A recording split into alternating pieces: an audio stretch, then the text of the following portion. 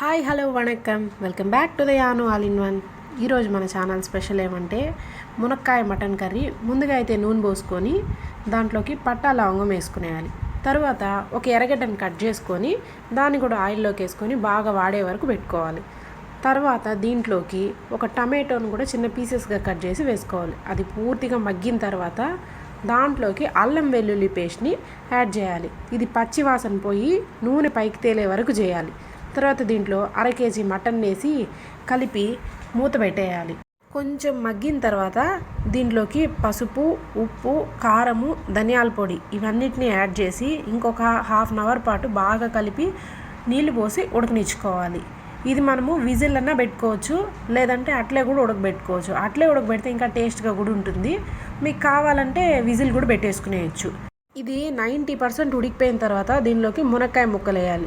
ఎందుకంటే మటన్ ఉడికేందుకు బాగా టైం పడుతుంది కాబట్టి 90% ఉడికినాకే వేయాలి. దీనిలోకి 1 టేబుల్ స్పూన్ దాకా మటన్ మసాలాను యాడ్ చేసి ఇంకా వాటర్ ఏమైనా కావాలంటే కొంచెం యాడ్ చేసుకోండి. తర్వాత దీంట్లో కొత్తిమీర చల్లి మనకి ఒక 4 విజిల్స్ పెడితే చాలు. ఆల్రెడీ 90% ఉడికిపోయింది కాబట్టి 4 విజిల్స్కి ఇంకా బాగా క్లియర్గా ఉడికిపోతుంది. ఇంకెందుకు ఆలస్యం, వెంటనే ఛానల్ని లైక్ చేయండి, షేర్ చేయండి, సబ్స్క్రైబ్ చేయండి. Thank you for watching.